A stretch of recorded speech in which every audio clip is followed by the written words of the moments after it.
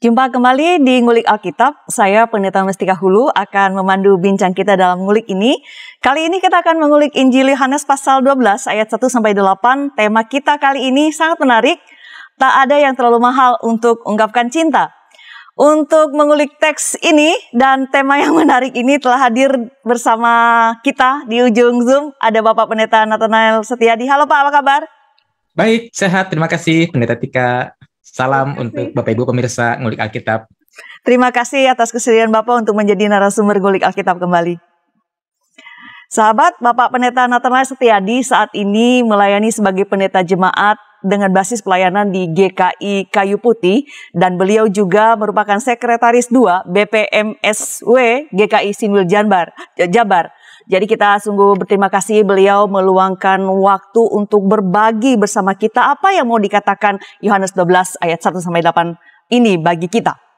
Sebagaimana biasa kami sampaikan dari sini dari studio Ngulik Alkitab bahwa program Ngulik Alkitab ini diadakan sebagai sarana bagi kita belajar melihat apa yang dikatakan kitab suci dan kemudian melihat apa yang menjadi relevansinya dalam kehidupan kita sehari-hari supaya kita bertumbuh dan tentu saja dapat melakukan peran kita sebagai umat Tuhan di konteks kita masa kini. Para sahabat silakan jika ingin berinteraksi bersama kami di kolom komentar yang tersedia. Seperti biasa, kita akan memulai ulikan kita dengan doa dipimpin oleh Bapak Pendeta Nathanael Setiadi. Silakan Bapak. Ya, baik. Mari kita berdoa. Ya Tuhan, kami sungguh bersyukur dalam kesempatan kami belajar lewat program Ngulik Alkitab. Kami boleh bertemu dan berkumpul kembali. Dan ketika kami rindu untuk mendalami firman Tuhan, Alkitab yang tertulis bagi kami rindu untuk mempelajarinya dalam terang firman Tuhan dan juga terang Roh-Mu yang kudus. Maka biarlah ketika sebentar kami akan membaca Injil Yohanes pasal 12 ayat yang pertama hingga ayat yang ke-8, dan kami pun juga hendak mendengarkan uraian tentangnya. Kuasa Roh-Mu yang kudus menyertai baik hamba-Mu Pendeta Mestika maupun juga para sahabat yang turut mengikuti di tempat masing-masing. Dan biarlah program ini sungguh memberkati setiap kami.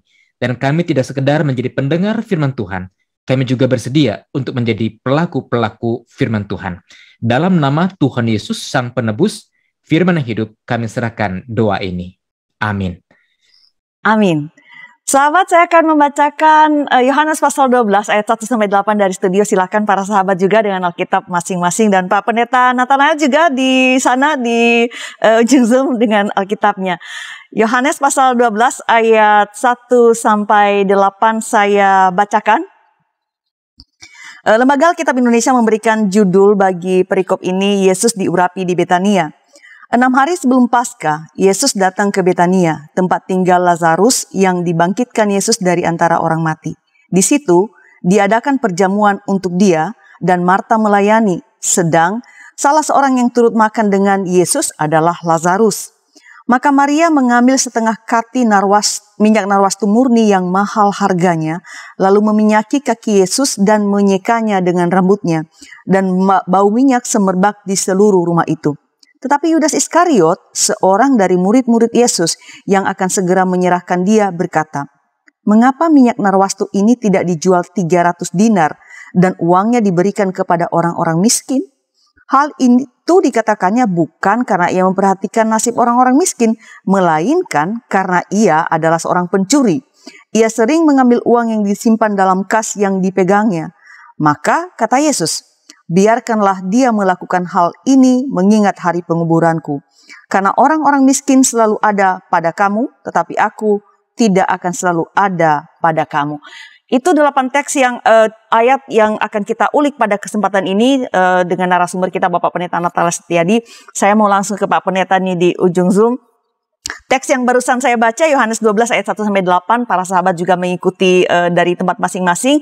Bicara tentang Yesus diurapi di Betania oleh Maria. Ini dikatakan dalam ayat 1 tadi terjadi 6 hari sebelum Paskah atau sebelum Yesus menempuh Via Dolorosa, jalan sengsara begitu. Sementara kalau kita mengingat Injil-Injil sinoptik, Matius, Lukas, Markus, juga ada kisah Yesus diurapi oleh perempuan di rumah Simon. Nah, saya membuka Ngulik Alkitab ini dan pertanyaan, apakah kisah yang diceritakan oleh Injil-Injil ini, keempat Injil ini, menceritakan peristiwa yang sama? Dan sekaligus apakah Simon yang menjadi tuan rumah dari pesta ini adalah sama dengan Lazarus atau bagaimana sebetulnya Pak Pendeta? Silakan. Iya, baik. Terima kasih Pendeta Tika, sahabat pemirsa Ngulik Alkitab. Jadi betul apa yang disampaikan oleh Pendeta Mestika tadi, bahwa peristiwa atau cerita Alkitab tentang Yesus diurapi tidak hanya muncul dalam Injil Yohanes, tetapi juga muncul dalam Injil Sinoptik. Nah, dalam Injil Sinoptik memang kita tidak bisa membacanya saat ini. Harapannya adalah para sahabat bisa mencatat dan juga ikut membacanya di rumah pada kesempatan yang memungkinkan. Yang pertama adalah dalam Injil Matius pasal 26, ayat pertama hingga 13. Lalu dalam Injil Markus pasal 14, ayat yang pertama hingga 9. Dan yang ketiga dalam Injil Lukas pasal 7 ayat 36 sampai 50. Nah, dari tiga teks dalam Injil Sinoptik tadi, kita akan coba lihat satu persatu. Dalam Injil Matius dan Markus, ini bisa dikatakan narasi atau ceritanya itu mirip begitu ya. Keterangan waktu, keterangan tempat, keterangan pelaku itu bisa dikatakan mirip, sebab Injil Matius tampaknya mengutip Injil Markus dalam uraian selanjutnya begitu ya. Nah, dalam Injil Matius dan Markus dikisahkan bahwa waktu terjadinya peristiwa seorang perempuan mengurapi Yesus adalah 2 hari sebelum Paskah. Dalam Injil Matius dikatakan 2 hari lagi akan dirayakan Paskah. Atau dalam Injil Markus dikatakan hari raya Paskah dan hari raya roti tidak beragi akan mulai 2 hari lagi. Nah, sedangkan dalam Injil Lukas tidak disebutkan tentang setting waktu, apakah menjelang Paskah atau bagaimana, tidak disebutkan. Itu yang pertama. Lalu yang kedua, perbandingan berikutnya adalah dalam Injil Matius dan Markus. Sekali lagi, peristiwa Markus dan Matius tentang Yesus diurapi oleh perempuan itu hampir identik begitu ya. Lokasi kejadiannya jelas dituliskan di Betania, di rumah Simon si Kusta. Sementara dalam Injil Lukas, setting tempatnya bukan di Betania.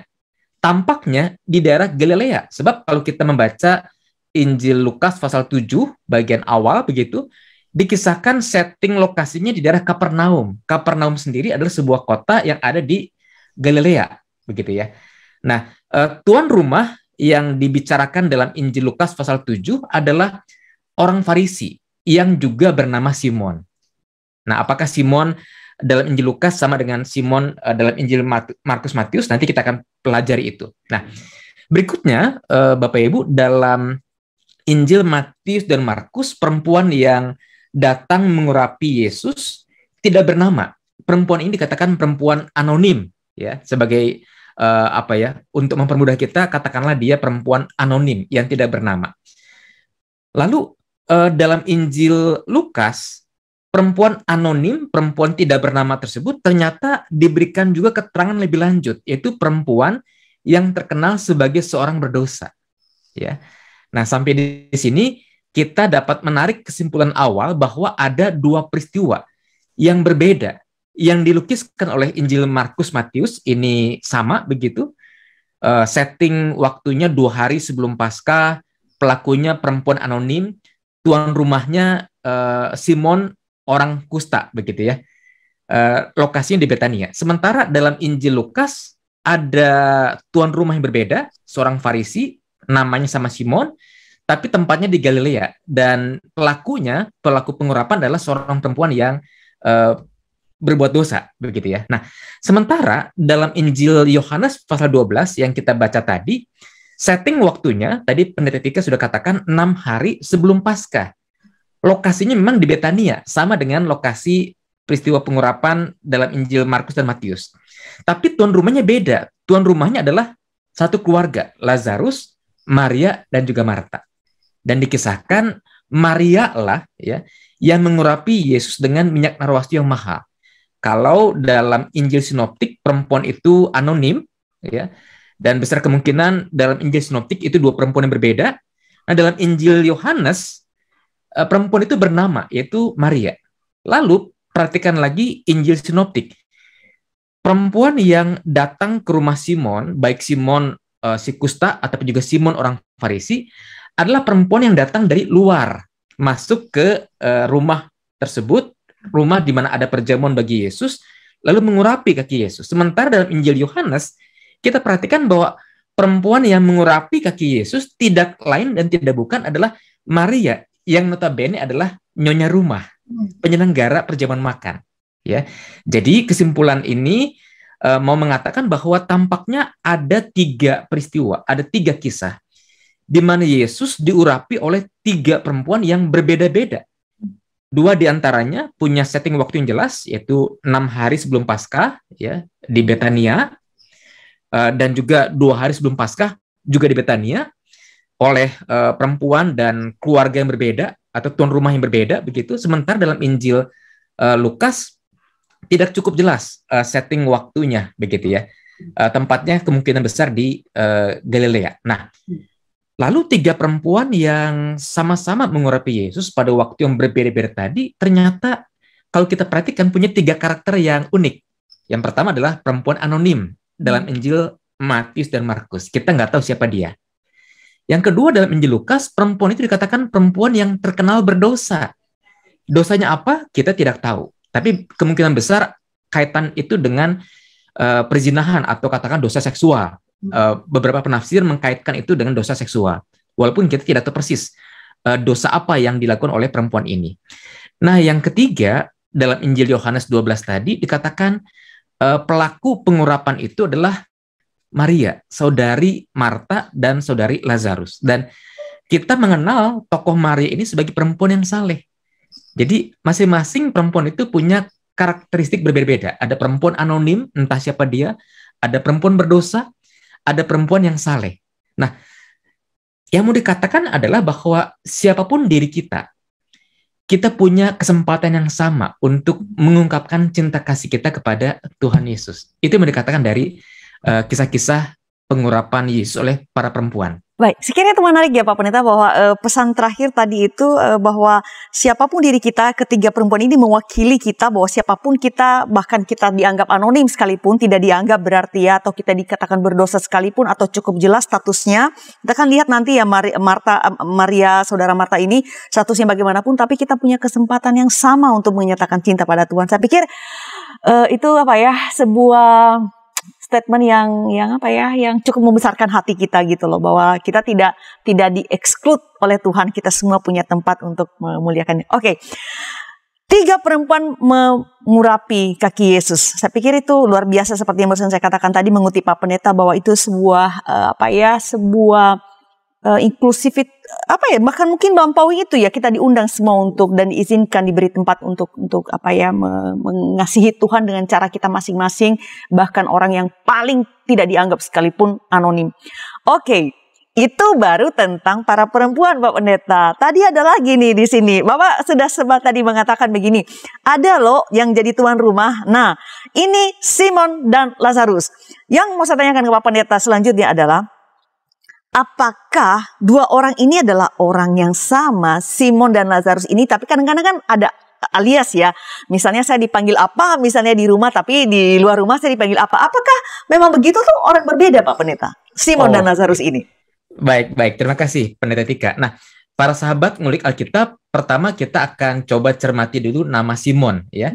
Nah, dalam cerita perempuan yang mengurapi Yesus dalam Injil Matius dan Markus, disebutkan dengan jelas bahwa tuan rumah perjamuan makan itu adalah Simon si kusta. Lokasinya di Betania. Nah, tampaknya Simon si kusta ini menjadi julukan, dan bukan tidak mungkin Simon ini sudah sembuh dari kustanya, begitu ya. Karena kalau dia belum sembuh dari kustanya, tidak mungkin dia menyelenggarakan perjamuan untuk Yesus ataupun juga untuk orang lain. Karena orang-orang kusta di zaman Alkitab seringkali dikucilkan oleh masyarakatnya. Bahkan mereka harus tinggal terpisah. Tidak boleh bercampur dengan masyarakat secara umum. Dianggap najis ya Pak Pendeta? Ya, betul. Tapi karena Simon ini sudah sembuh, nama julukan Simon si kusta masih melekat kepadanya. Dan bukan tidak mungkin perjamuan makan itu dilakukan oleh Simon si kusta sebagai wujud ungkapan syukur atas kesembuhan yang ia terima. Begitu ya. Nah, dalam Injil Lukas, setting tempat tampaknya di Galilea. kemungkinan besar masih di daerah Kapernaum. Nah, tuan rumahnya adalah seorang Farisi yang bernama Simon. Jadi kita melihat di sini dua lokasi yang berbeda, sama-sama menunjukkan tuan rumah itu bernama Simon. Nah, kita tidak perlu pusing tentang nama Simon ini, sebab kalau kita mencermati Alkitab, nama Simon adalah nama yang populer di kalangan masyarakat pada zaman itu. Kita barangkali mengenal Simon yang lain dalam Alkitab, itu Simon Petrus, salah seorang murid Yesus. Awalnya dia bernama Simon, tapi oleh Yesus dia diberi nama tambahan. Engkau kuberi nama Petrus, ya, karena di atas batu karang ini akan kudirikan jemaatku, kata Yesus kepada Petrus, begitu ya. Jadi nama Simon adalah nama yang populer, nama yang umum pada waktu itu. Dan kalau kita bicara soal tuan rumah perjamuan makan di mana ada peristiwa pengurapan bagi Yesus, ternyata itu menunjuk pada dua Simon yang berbeda, begitu ya. Nah, sekarang kita akan coba beralih pada nama Lazarus, yang notabene menjadi salah satu host atau tuan rumah dari perjamuan makan dalam Injil Yohanes pasal 12. Nah, nama Lazarus ini memang lebih dikenal dalam Perjanjian Baru, sementara dalam Perjanjian Lama kita barangkali mengenal nama Ibrani atau kata Ibrani Elazar, Eliazar atau Eleazar. Itu tiga kata yang sama-sama berakar pada kata yang sama artinya dengan Lazarus, begitu ya. Nah, kata Lazarus atau nama Lazarus ini punya arti Allah telah menolong. Jadi bukan Allah akan menolong atau Allah bakal menolong, tidak, tapi ini sifatnya past tense, sifatnya sudah terjadi ya. Allah telah menolong. Itu arti nama Lazarus. Nah, dalam Perjanjian Baru sendiri, para sahabat, kita mengenal dua nama Lazarus. Pertama, dalam Injil Lukas, kita mengenal sosok Lazarus yang miskin atau Lazarus seorang pengemis dan dikisahkan bersama dengan orang kaya, begitu ya. Lukas 16 ayat 19 sampai 31. Lalu yang kedua adalah ada Lazarus yang tinggal di Betania, yang merupakan saudara dari Maria dan juga Marta. Di mana Lazarus yang kedua ini adalah sahabat Yesus. Kita barangkali pernah membaca kisah bagaimana ketika Lazarus yang di Betania ini diberitakan wafat, Maria Marta begitu gigih berjuang untuk menemui Yesus agar Lazarus sebelum dia wafat sakit keras bisa dipulihkan oleh Yesus, begitu ya. Kita bisa melihat di sana kedekatan dari Yesus dengan keluarga Lazarus, Marta juga Maria ini. Nah, dari kisah tentang Lazarus yang seperti itu, para sahabat, kita mendapat pengertian bahwa tokoh Simon dalam Injil Sinoptik, yang notabene tadi dijelaskan dua orang berbeda, tentu tidaklah sama juga dengan tokoh Lazarus dalam bacaan Injil Yohanes. Ya, jadi kita melihat ada tiga tuan rumah. Ada Simon orang kusta atau kata Simon si kusta, begitu. Ada Simon orang Farisi yang di Galilea, ada juga Lazarus di Betania yang tidak sama dengan Lazarus pengemis dalam Injil Lukas. Kurang lebih seperti itu pengenalan tokoh Simon dan juga Lazarus dari bacaan-bacaan kita. Baik, Pak Pendeta Adi dan para pemirsa, kita lanjutkan ulikan kita setelah pesan-pesan berikut ini.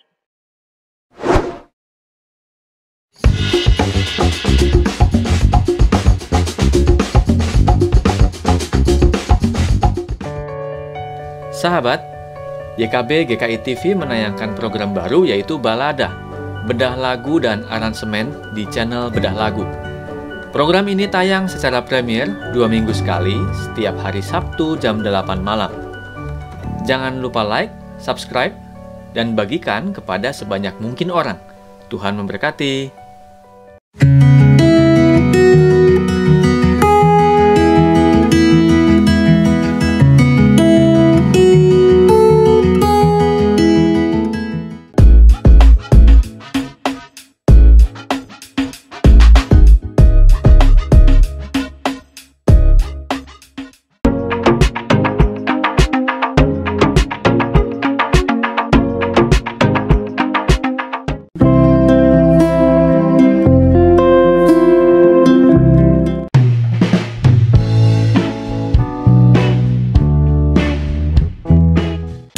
Sahabat, mari dukung pelayanan dan pekabaran Injil melalui YKB. dengan membagikan link acara ini kepada sebanyak mungkin orang. Dukungan juga dapat saudara lakukan dengan mentransfer dukungan finansial ke rekening BCA ke nomor 450 305 2990 450 305 2990 atas nama Yayasan Komunikasi Bersama.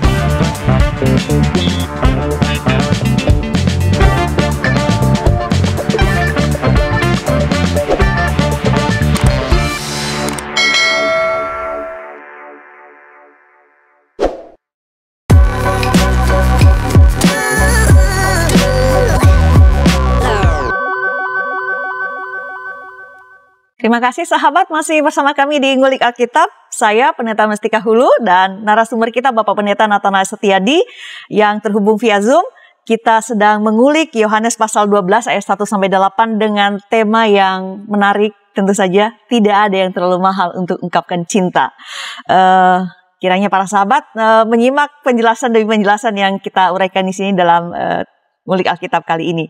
Saya kembali ke Pak Pendeta. Tadi di segmen pertama Pak Pendeta sudah menjelaskan tentang Maria, 3 Maria yang ada yang anonim dan ada juga yang tadi sangat jelas itu Maria saudara Marta dan Lazarus. Pak Pendeta juga sudah menjelaskan Simon itu adalah orang yang nama yang sangat umum pada masa itu, di zaman kita juga pasti ada ya yang nama yang umum begitu, dan Lazarus begitu. Nah, saya kembali ke teks kita, Yohanes pasal 12 ini dikatakan dalam teks kita ini bahwa diadakanlah sebuah perjamuan di ayat 2, diadakan perjamuan untuk Tuhan Yesus begitu. Dalam perjamuan itu Marta, Lazarus, dan Maria melayani Tuhan. Saya akan menyebutkan apa yang dilakukan. Marta melayani, seksi repot ya, di gereja juga begitu ya, di rumah juga begitu ya, ibu-ibu biasanya ya. Lazarus menemani Tuhan Yesus makan. Nah ini mungkin bapak-bapak kalau di rumah begini ya, ada yang ngobrol begitu. Maria nih, dia meminyaki kaki Yesus. Nah 3 orang dengan 3 peran. Bagaimana bagaimana kita memaknai situasi yang digambarkan oleh perjamuan ini Pak Pendeta? Silakan. Iya, baik, terima kasih. Jadi para sahabat, kalau kita cermati Yohanes 12 ayat yang pertama hingga ke-8, maka peristiwa perjamuan makan di rumah Lazarus, Mari dan juga Marta ini terjadi sesudah peristiwa Lazarus yang sakit keras kemudian wafat, lalu ketika Yesus hadir di Betania, hidup kembali, dibangkitkan oleh Yesus ya. Jadi tampaknya perjamuan makan untuk Yesus ini adalah wujud pengucapan syukur keluarga atas kemurahan Tuhan sehingga Lazarus dibangkitkan. Nah, di sisi lain kita pun juga tentu perlu mengingat bahwa perjamuan makan di tengah-tengah masyarakat Yahudi memang adalah wujud hospitalitas atau wujud keramah tamahan yang khas bagi masyarakat Yahudi.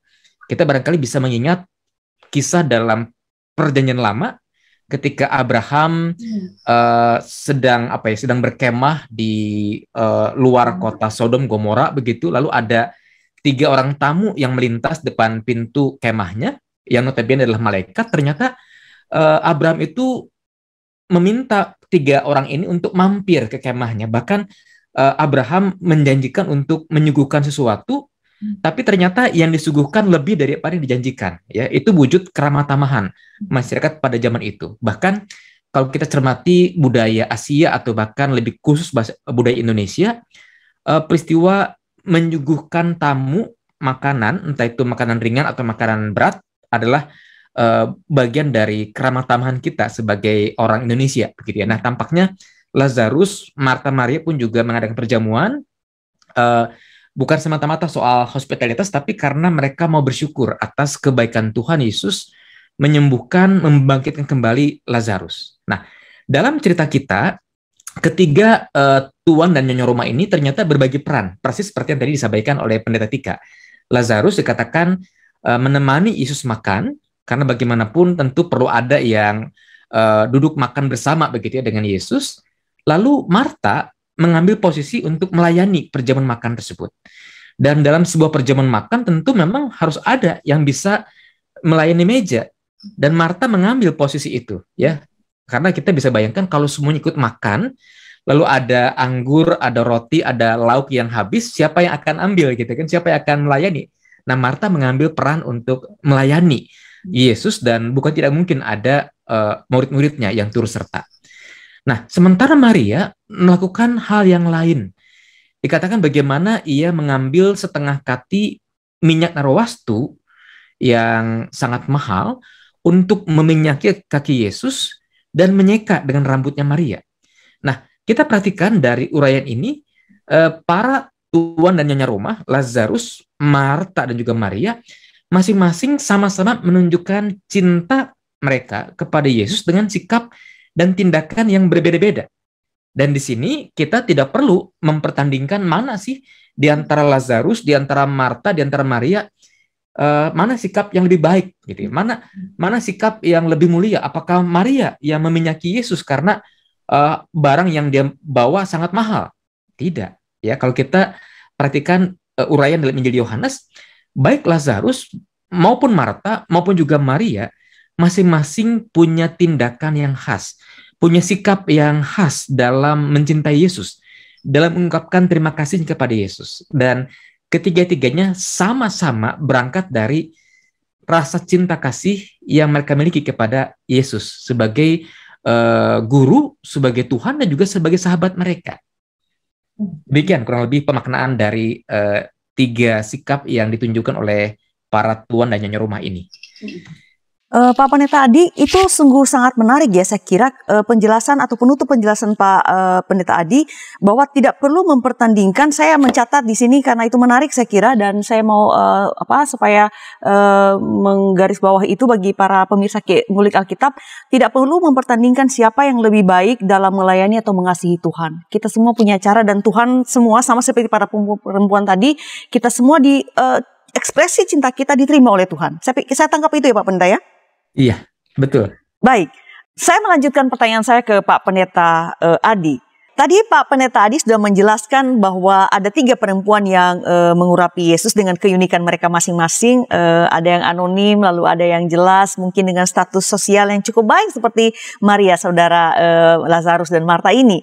Nah, teks Yohanes 12 ayat 1-8 yang kita ulik kali ini disebutkan bahwa Maria ini meminyaki atau melakukan pelayanan yang extraordinary. Kenapa saya sebut demikian? Karena kalau Marta melayani dengan menjadi nyonya rumah yang menyuguhkan makanan, Lazarus mendampingi Tuhan Yesus dengan duduk bersama, makan bersama, Maria justru melayani Yesus dengan mempersembahkan atau mencurahkan setengah kati minyak narwastu, dan ini murni begitu. Nah, saya ingin meminta penjelasan dari Pak Pendeta Adi begitu.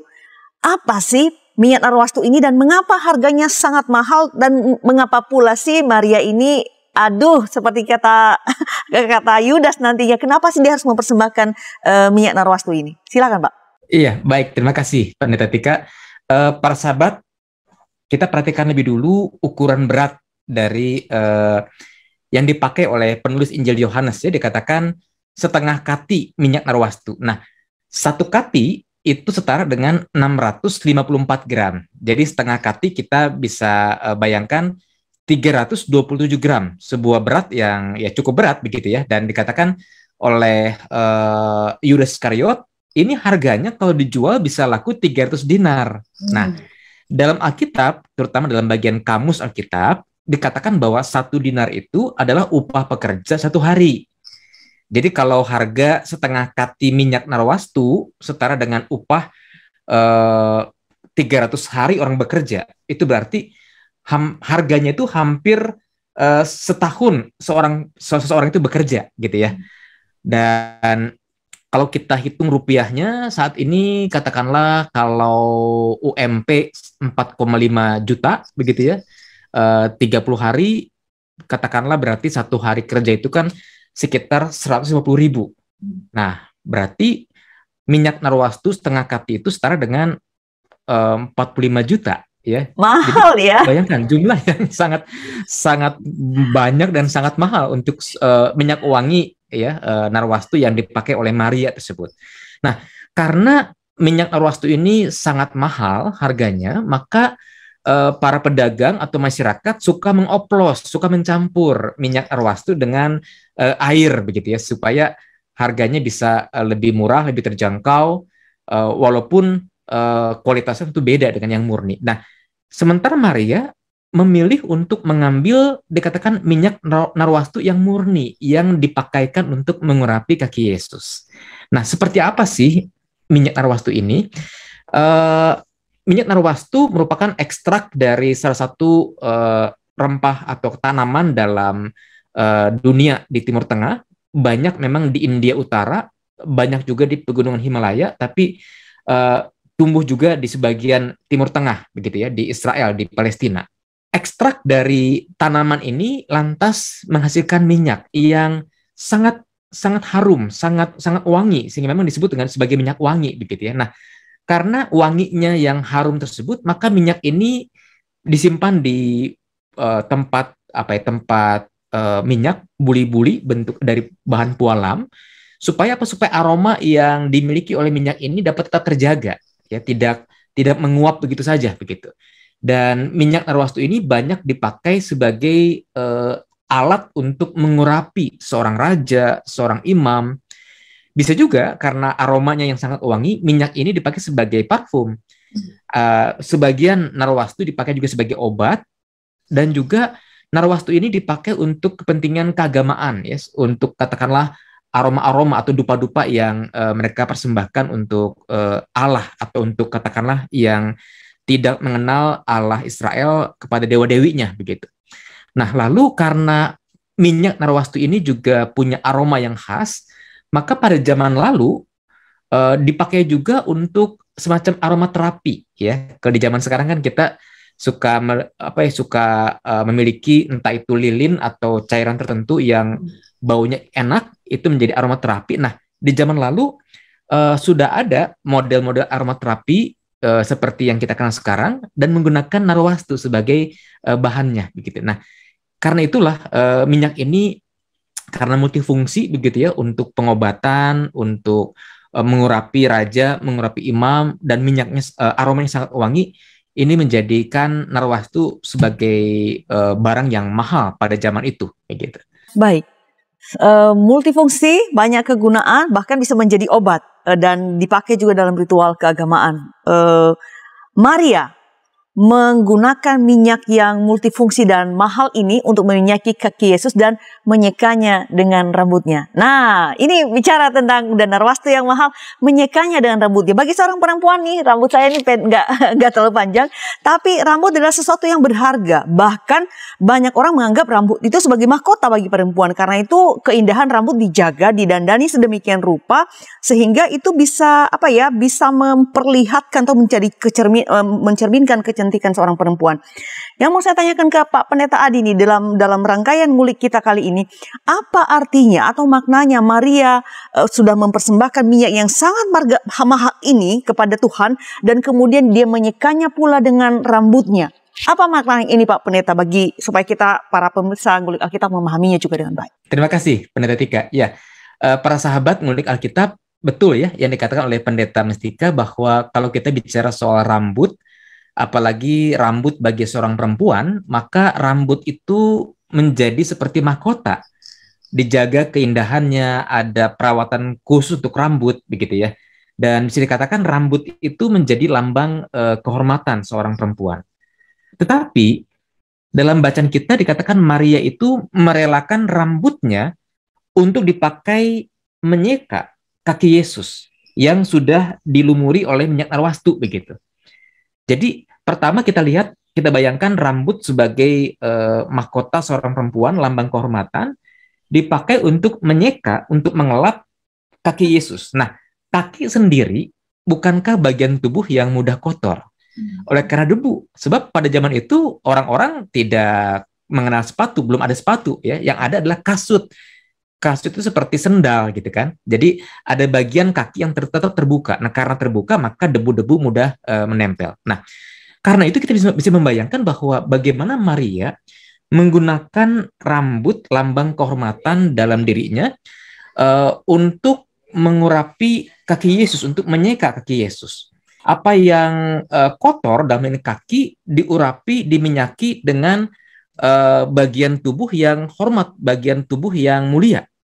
Nah, bukankah itu berarti bahwa kita sebagai pengikut Yesus, kita sebagai orang-orang yang mencintai Yesus, diundang oleh peristiwa Maria mengurapi Yesus itu untuk memberikan apa yang berharga dalam diri kita bagi Yesus sebagai ungkapan cinta kasih kita. Dan apa yang berharga dari diri kita ternyata tidak sebanding dengan apa yang rendah dalam diri Yesus gitu.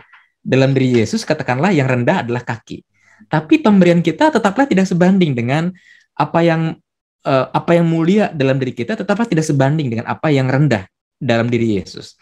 Tetapi sekalipun begitu, Maria menunjukkan hal tersebut sebagai ungkapan cinta kasihnya kepada Yesus. Nah, di sisi lain, ketika peristiwa Maria mengurapi Yesus itu terjadi dikatakan 6 hari sebelum Yesus ditangkap, begitu ya, maka tindakan Maria mengurapi Yesus juga mau mengatakan bahwa Maria ini mengakui Yesus sebagai raja dalam kehidupannya. Sebab minyak narwastu kan dipakai juga untuk mengurapi seorang raja. Sekaligus bagi Yesus, tindakan itu sepertinya Maria sedang mempersiapkan kematian Yesus. Dan bukankah jenazah pada waktu itu juga memang dirempah-rempahi, diminyaki. Dan minyak narwastu ikut menjadi bagian untuk merempah-rempahi atau meminyaki jenazah. Begitu. Baik, Pak Pendeta Adi, saya menemukan beberapa hal ya yang menarik dari ulikan kita kali ini ya Pak. Barusan Bapak mengatakan bahwa yang kita anggap paling baik atau mulia dari diri kita ini bagi perempuan salah satunya, bukan satu-satunya, salah satunya adalah rambut. Kita anggap paling mulia tidak sebanding dengan apa yang paling, istilah Pak Pendeta Adi tadi, rendah gitu. Atau yang kotor dari Tuhan, tidak ada yang kotor dari saya, tapi sesuatu yang dianggap rendah, kaki begitu. Jadi memang tidak bisa dipertandingkan. Baik, kita lanjutkan ulikan kita setelah pesan-pesan berikut ini.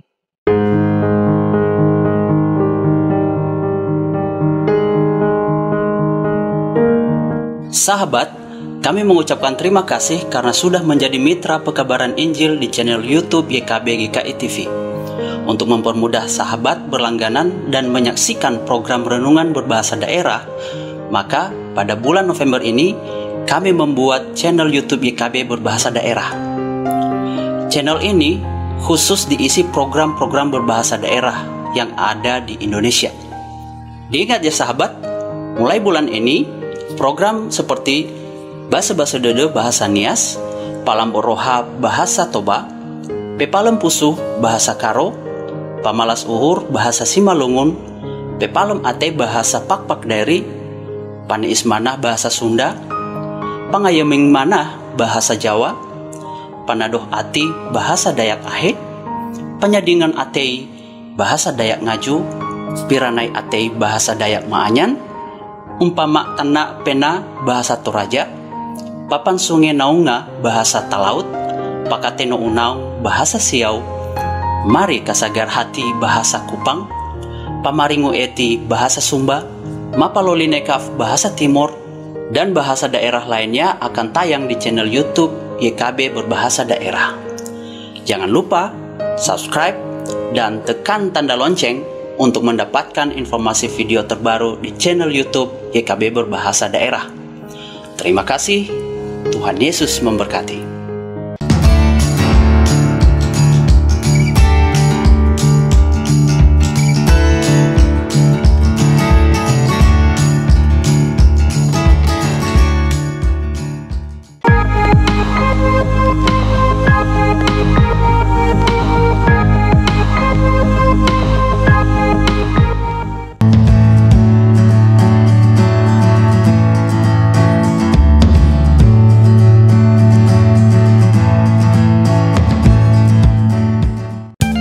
Sahabat, mari dukung pelayanan dan pekabaran Injil melalui YKB dengan membagikan link acara ini kepada sebanyak mungkin orang. Dukungan juga dapat saudara lakukan dengan mentransfer dukungan finansial ke rekening BCA ke nomor 450 305 2990 450 305 2990 atas nama Yayasan Komunikasi Bersama.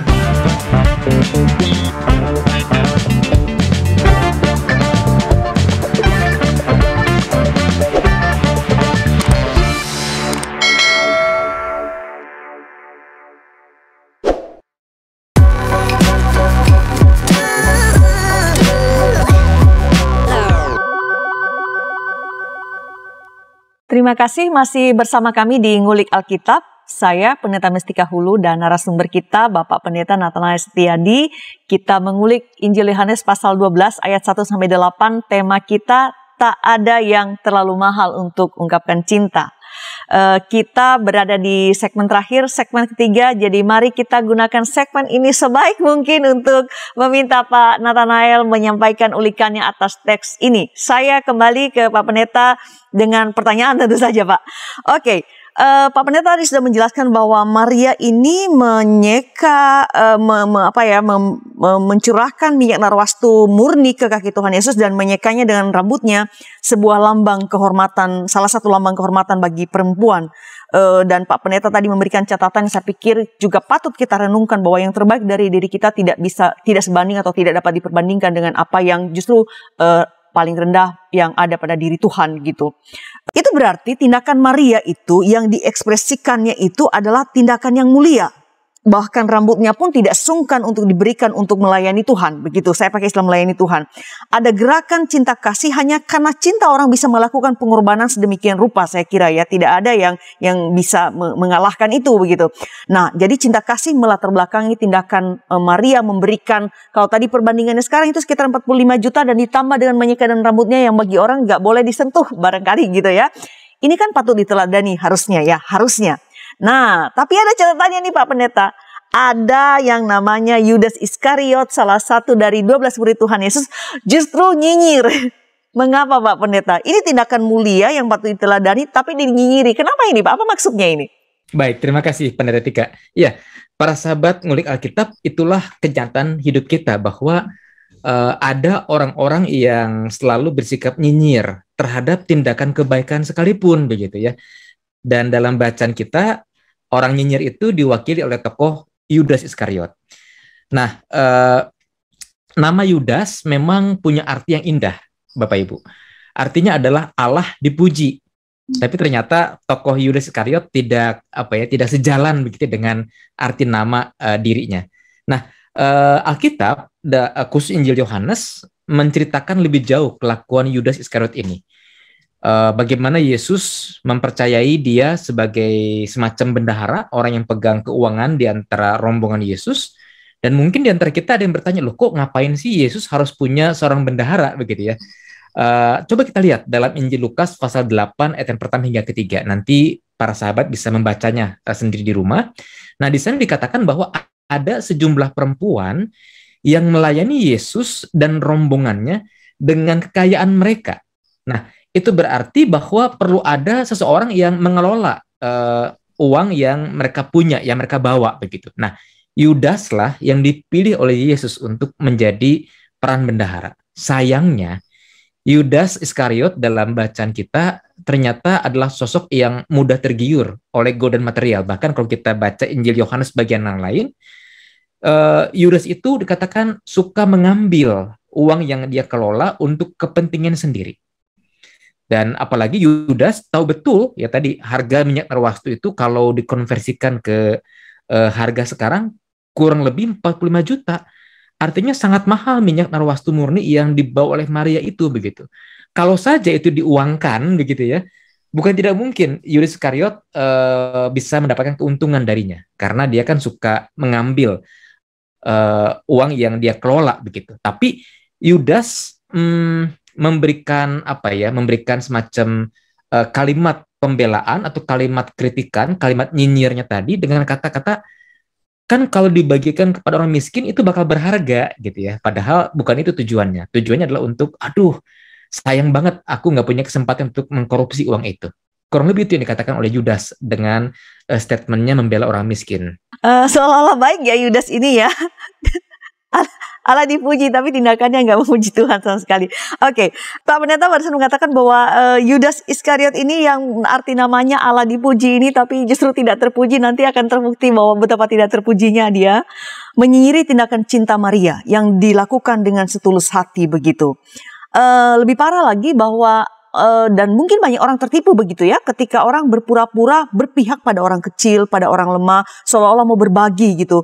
Tapi teks kita mencatat bahwa motivasi Yudas sebetulnya bukan karena dia berpihak atau peduli pada orang miskin begitu. Tapi seperti Pak Pendeta Adi katakan barusan, jelaskan barusan, dia ini sebenarnya menyayangkan bahwa tidak ada peluang untuk mengkorupsi, kalau di kurs sekarang sekitar 45 juta itu, dan 10% lumayan, setengah juta misalnya begitu ya. Oke, yang menarik lagi selain itu saya lihat Pak Pendeta bahwa Tuhan Yesus justru tampak membela Maria dengan mengatakan, saya bacakan nih di ayat 7 dan 8. Maka kata Yesus, biarkanlah dia, Maria, melakukan hal ini mengingat hari penguburanku, karena orang-orang miskin selalu ada pada kamu, tetapi aku tidak akan selalu ada pada kamu. Saya menanggap seolah Tuhan Yesus membela Maria, biarkan atau izinkanlah dia melakukan itu. Nah, pertanyaan saya ke Pak Pendeta untuk menjelaskan ini, mengapa Tuhan Yesus tampak merespon demikian, tampak membela Maria begitu? Apakah Tuhan Yesus mau mengatakan bahwa ya orang miskin mah nggak usah dipeduliin lah, atau apakah ini mau mengatakan bahwa Tuhan Yesus ya udah biarin aja orang miskin ya memang begitu gitu loh, biarin aja gitu? Apa sih? Atau ada makna lain yang justru mau dikatakan oleh Tuhan Yesus tapi harus kita gali lebih baik lagi, Pak Pendeta? Silakan. Oke, baik ya. Jadi yang pasti Bapak Ibu, para sahabat peserta ngulik Alkitab, Tuhan Yesus dalam pelayanannya, kalau kita cermati dalam Injil-Injil maupun apakah itu Injil Sinoptik ataupun juga Injil Yohanes, sangat berpihak kepada orang-orang kecil, sangat berpihak kepada orang-orang lemah, termasuk orang miskin di dalamnya. Ya, itu satu hal yang perlu kita catat lebih dulu. Nah, yang kedua, dunia kita baik sejak zaman lalu, zaman sekarang, atau bahkan zaman-zaman yang akan datang, tidak bisa dilepaskan dari keberadaan orang miskin. Entah orang miskin itu muncul karena ketidakadilan struktural, ada juga orang miskin karena bencana alam, begitu ya, harta bendanya hilang musnah, atau sebab-sebab yang lain, peperangan dan sebagainya, apalagi pandemi dalam konteks kita saat ini. Nah, sebagai contoh, tanah Kanaan yang Tuhan Allah janjikan kepada Abraham, kepada Ishak, kepada Yakub, ya, dan kemudian diberikan kepada Israel, dikatakan sebagai negeri yang berlimpah susu dan madu di sana, ya. Tapi ternyata ketika orang Israel masuk ke tanah Kanaan dan tanah pusaka itu dibagi-bagi kepada 12 suku yang ada, lalu setiap suku membagi kepada setiap kaum atau marga, setiap kaum marga dibagi lagi kepada setiap keluarga. Ternyata ada keluarga-keluarga yang mendapatkan tanah pusaka yang notabene tidak subur, entah berbatu-batu atau memang tidak subur sama sekali, sehingga tidak bisa menghasilkan. Sementara orang Israel di zaman itu adalah bangsa agraris yang hidup dari pengolahan alam, pengolahan tanah begitu. Dan muncullah orang miskin karenanya. Nah, artinya sejak zaman dulu, zaman sekarang atau bahkan zaman yang akan datang, orang-orang miskin itu akan tetap ada dalam keseharian kita. Maka karena orang-orang miskin itu tetap ada, kita punya banyak kesempatan loh untuk menolong mereka. Kita punya banyak kesempatan loh untuk membantu mereka gitu. Tetapi Yesus hanya sekali saja ada di dunia ini, dan masa kehidupannya dalam uraian Injil Yohanes sudah mendekati garis akhir, 6 hari lagi Paskah gitu kan. Kita tahu bahwa ketika Yesus makan perjamuan Paskah dengan para muridnya, itu perjamuan malam terakhir, nggak lama Yesus ditangkap gitu kan.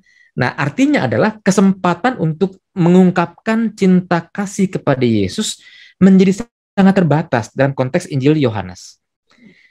Karena tidak lama lagi Yesus menempuh jalan sengsara. Nah, dengan kata lain, ketika Yesus berkata, orang miskin akan selalu ada padamu, sementara Maria mengingat hari penguburanku, itu bicara soal terbatasnya kesempatan bagi Maria untuk mengasihi Yesus dibandingkan dengan luasnya kesempatan Yudas Iskariot, luasnya kesempatan kita di masa kini untuk melayani orang-orang miskin. Itu yang dimaksud dengan kata-kata Yesus. Jadi bukan sebuah pengabaian terhadap orang miskin, tetapi soal kesempatan untuk melayani Yesus sangat terbatas, untuk melayani orang miskin masih sangat luas, begitu. Baik, artinya ada konteks yang tidak bisa dilepaskan dari penjelasan Tuhan Yesus ini, bahwa ini bukan pengabaian pada orang miskin, tapi tentang prioritas saat ini, karena Tuhan Yesus ingin sekali ada di bumi ini, sementara kita dapat melayani sepanjang kita hidup di dunia ini, bahkan setelah kita nggak ada pun kita orang lain, generasi berikutnya melanjutkan pelayanan pada orang miskin. Baik, kita lanjutkan. Maria mencurahkan minyak narwastu murni di kaki Tuhan Yesus dan menyekanya dengan rambutnya.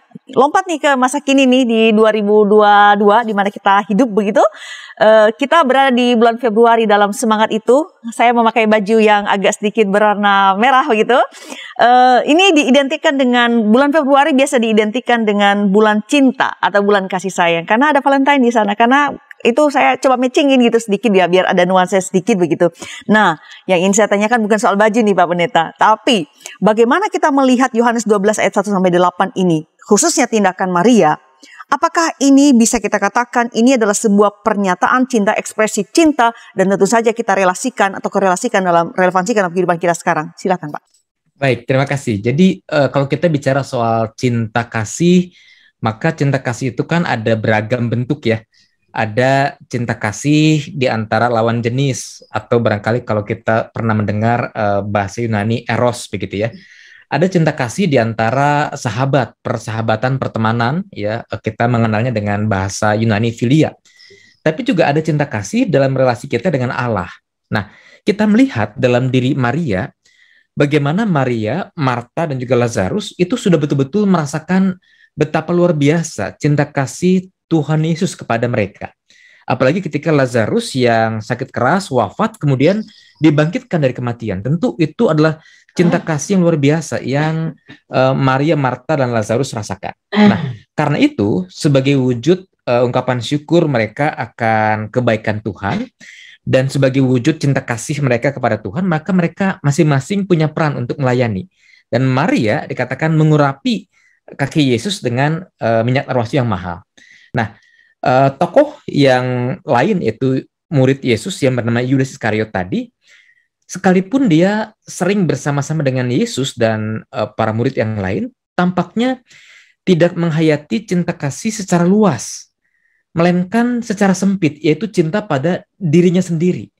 Sehingga apapun tindakan yang dilakukan dan dipikirkan oleh Yudas, yang dipikirkan adalah cinta kepada dirinya sendiri. Aduh, ini minyak narwastu kalau dijual mahal, kan aku bisa dapat untung dari sana. Nah, inilah cinta kasih yang keliru.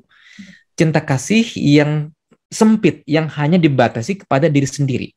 Sementara Maria, Marta, dan Lazarus memiliki cinta persahabatan. Ya, Yesus dan keluarga ini adalah sahabat begitu. Tapi Yesus bukan sekedar manusia bagi Maria dan Lazarus serta Marta, tapi juga adalah Tuhan, di mana cinta kasih yang ditunjukkan oleh Maria lewat pengurapan minyak narwastu yang begitu mahal itu juga hendak memandang Yesus sebagai raja yang diurapi begitu ya. Karena itu cinta kasih itu cinta kasih yang sangat luas, cinta kasih persahabatan, cinta kasih bersama dengan Tuhan, tapi cinta kasih yang juga ditunjukkan karena mereka lebih dulu menerima pernyataan cinta kasih dari Tuhan. Nah, ini barangkali cinta kasih yang perlu kita hayati dalam kehidupan ini ya, Pendeta Tika. Baik, Pak Pendeta Adi, Maria khususnya ya, ini fokusnya ke Maria nih. Dia menyatakan cintanya kepada Tuhan dalam bentuk, katakanlah dalam bentuk materi, mencurahkan minyak narwastu yang murni tadi sudah dikalkulasi kalau di kurs sekarang itu sekitar 45 juta, begitu ya, kira-kira. Nah, bagaimana dengan kita? Kita compare. Apakah cinta itu memang harus dinyatakan dalam bentuk materi, Pak Pendeta? Bagaimana kalau saya tidak punya begitu? Saya tidak bekerja, saya tidak punya penghasilan, atau orang tua hanya tinggal bersama anak begitu. Apa yang bisa saya berikan pada Tuhan? Kan saya nggak punya apa-apa, Pak Pendeta. Apa tanda kasih saya pada Tuhan? Apa yang bisa kita lakukan, Pak Pendeta, untuk orang-orang yang merasa saya nggak punya apa-apa untuk diberikan pada Tuhan? Silakan, Pak Pendeta. Wow, pertanyaan yang sangat menarik menurut saya. Nah, para sahabat ngulik Alkitab, coba kita cermati kembali bacaan kita ya. Ada keluarga Lazarus, Marta, dan Maria. Nah, ternyata masing-masing ini mewujudkan cinta kasihnya kepada Tuhan Yesus dengan caranya sendiri-sendiri, dengan wujud yang berbeda-beda. Lazarus, bagian awal tadi kita membahas bagaimana dia menemani Yesus makan dalam perjamuan, dan juga tentu bukan hanya Yesus yang makan, tapi juga ada murid-muridnya. Ya. Nah, itu berarti apa? Bahwa Lazarus ternyata memberikan persembahan berupa apa? Waktu. Memberikan persembahan berupa perhatian bagi Yesus, ya. Jadi tidak semata-mata materi. Kalau kita punya waktu, kita punya perhatian untuk kita pakai dalam pelayanan, kita bisa memberikan itu. Tokoh Marta yang dikatakan dalam bacaan kita melayani Yesus, ya, itu berarti bahwa Marta mewujudkan cinta kasihnya dengan cara mempersembahkan tenaga, ya, tenaga ngambil roti, ngambil anggur yang habis, menyuguhkan. Dia juga harus berpikir apalagi yang saya lakukan. Dia juga memberikan waktunya untuk melayani dan memperhatikan Yesus dan juga rombongannya. Nah, artinya kita pun juga bisa memberikan persembahan bukan hanya materi, tapi juga soal waktu, pikiran, tenaga. Maria mewujudkan cinta kasihnya dengan menuangkan minyak arwahstu yang begitu mahal. Ini adalah persembahan yang berupa materi. Tapi dari keluarga di Betania ini kita belajar bahwa ternyata persembahan kepada Tuhan itu ada beragam loh bentuknya. Tidak melulu materi. Kita bisa memberikan waktu, tenaga, pikiran, doa kita. Dan tidak ada yang terlalu mahal untuk mengasihi Yesus. Apalagi dalam bacaan Injil, dalam hukum kasih kan dikatakan bagaimana kita dipanggil untuk mengasihi Allah dengan segenap kekuatan kita, dengan segenap akal budi kita gitu. Jadi tidak ada yang terlalu mahal untuk kita mengasihi Yesus, apakah itu kita memberikan waktu, pikiran, tenaga kita, bahkan materi kita. Nah, kadang orang modern atau katakanlah mungkin keluarga atau sahabat kita ada yang mengatakan begini, aduh maaf saya nggak ada waktu, saya nggak bisa, ketika diminta untuk melayani. Apakah iya kita nggak ada waktu? Bukankah Tuhan memberikan waktu secara adil kepada semua orang, kepada saya dan juga kepada para sahabat? Satu hari 24 jam. Nah, sementara di sisi lain ada orang-orang yang bisa melayani loh dalam kehidupannya. Nah, mengapa ada yang bisa melayani, tapi mengapa juga dia mengatakan, maaf, saya nggak ada waktu, saya nggak bisa. Nah, jangan-jangan yang mengatakan nggak ada waktu itu sebenarnya bukan karena nggak ada waktu, tapi karena nggak ada cinta kepada Yesus. Nah, inilah yang perlu diwaspadai. Jangan sampai kita kehilangan cinta kasih kepada Tuhan, sehingga kita tidak bisa memberikan persembahan cinta kasih yang tepat kepada Tuhan. Baik, Pak Pendeta Natanael Setiadi dan para pemirsa sekalian, kita sudah berada di penghujung Ngulik Alkitab ini. Tema kita tidak ada yang terlalu mahal untuk ungkapkan cinta. Oke Pak Pendeta, kita berada di bulan Februari, di bulan cinta. Jadi, apa poin yang bisa di Pak Pendeta mau tekankan kepada para pemirsa? Tadi Bapak sudah menjelaskan sedikit barusan bahwa tidak ada yang terlalu mahal, tidak ada yang terlalu terlalu luar biasa untuk dipersembahkan pada Tuhan. Jadi apa poinnya Pak untuk disimak dan tentu saja untuk dilakukan oleh para pemirsa Ngulik Alkitab yang sedang bersama kita sekarang? Silakan Pak, sekaligus sebagai penutup. Iya, jadi ada 3 hal. Pertama adalah kita belajar soal wujud cinta kasih dari sebuah keluarga di Betania. Lazarus, Maria, dan juga Marta. Mereka sudah lebih dulu menerima cinta kasih dari Tuhan lewat peristiwa Lazarus yang sakit keras wafat dan dibangkitkan oleh Yesus. Dan mereka lantas mengungkapkan syukurnya dengan mengadakan perjamuan bagi Yesus dan rombongannya. Nah, yang kedua, kita mengasihi, ya sama seperti Lazarus, Marta, Maria mengasihi Yesus, bukan supaya dikasihi, jadi bukan transaksional sifatnya. Tapi karena kita sudah lebih dulu dikasih oleh Allah. Lazarus, Maria, Marta sudah lebih dulu kan menerima cinta kasih dari Tuhan Yesus, begitu. Jadi cinta kasih kita bukan supaya mendapat, tapi karena sudah mendapat. Yang ketiga, dalam kisah kita, ternyata wujud cinta kasih itu ada beragam, ya, yang bisa kita sampaikan pada Tuhan. Kita bisa mengasihi Tuhan dengan cara memberikan tenaga kita, waktu kita, pikiran kita, doa kita, bahkan materi kita. Intinya adalah tidak ada loh yang terlalu mahal untuk kita ungkapkan sebagai wujud cinta kasih kita kepada Tuhan. Kenapa? Karena Allah itu sudah lebih dulu mengasihi kita dengan kasih yang tidak ternilai harganya. Sehingga dengan dasar itu, mari setiap kita betul-betul belajar mencintai Allah, mengasihi Allah dan tidak perhitungan dengan Allah, karena Allah mengasihi kita dengan kasih yang tidak ternilai harganya, yaitu kematian putranya sendiri, bukan? Demikian, Pendeta Tika dan para sahabat yang terkasih. Baik, saya mau menutup Ngulik Alkitab ini dengan mengatakan bahwa tidak ada yang terlalu mahal untuk digunakan untuk mengungkapkan ekspresi cinta kepada Tuhan. Oleh karena itu, apapun yang dapat kita lakukan, apapun yang dapat kita berikan, keluarga Betania sudah mencontohkan ini untuk mengekspresikan cinta kepada Tuhan, dan itu tentu juga kepada sesama kita yang akan kepada sesama, lakukanlah itu sekarang juga. Jangan ditunda, jangan berdalih. Terima kasih Pak Pendeta Natanael Setiadi telah menjadi narasumber Ngulik Alkitab di episode kali ini. Sama-sama. Kiranya ngulik kita menjadi berkat bagi seluruh pemirsa yang bersama kita kali ini. Semoga Bapak juga nggak bosan-bosan ya menjadi narasumber di Ngulik Alkitab. Iya, tentu tidak bosan. Baik, para sahabat, tuntas sudah jumpa kita dalam Ngulik Alkitab episode ini. Kiranya apa yang kita bincangkan menjadi berkat bagi kita semua, memperlengkapi kita dalam tugas-tugas kita sebagai umat Tuhan di dunia ini. Kami mengapresiasi dukungan yang Anda berikan, baik itu like ataupun membagikan link Ngulik ini kepada orang lain atau di media sosial Anda supaya orang lain juga dapat mengaksesnya. Dan jangan lupa untuk melakukan subscribe di channel Bible Study supaya mendapatkan update konten-konten terbaru dari Ngulik Alkitab. Sampai jumpa di episode yang akan datang. Kita akhiri Ngulik ini dengan doa oleh Bapak Pendeta Nathanael Setiadi. Silakan Bapak. Ya, mari kita berdoa. Ya Tuhan, kami sungguh bersyukur pada saat ini kami boleh belajar kembali tentang cinta kasih yang ditunjukkan oleh sebuah keluarga, Lazarus, Maria, dan juga Marta kepada Yesus Tuhan kami. Tentu Bapa, kami belajar banyak bagaimana cinta kasih kepada Tuhan itu janganlah diukur dengan nilai-nilai manusiawi kami, sebab tidak ada yang terlalu mahal untuk kami berikan kepada Yesus, Tuhan dan juga Juru Selamat kami, sebab tidak akan sebanding dengan cinta kasih yang sudah Tuhan berikan dalam kehidupan kami. Karena itu biarlah kami tidak perhitungan dengan cinta kasih kami kepada Tuhan, sehingga kami bersedia untuk memberikan apa yang ada pada kami, apakah itu tenaga, waktu, pikiran, doa, bahkan dana, untuk pekerjaan Tuhan di tengah-tengah dunia ini. Dan biarlah melalui kegiatan Ngulik Alkitab pada saat ini, para pemirsa, para sahabat yang turut serta di dalam siaran YouTube ini dapat diberkati oleh Tuhan. Demikian pula dengan YKB, GKI TV, Tuhan juga tuntun berkati mereka dalam penyelenggaraan aneka program, baik itu Ngulik Alkitab maupun juga program-program yang lain.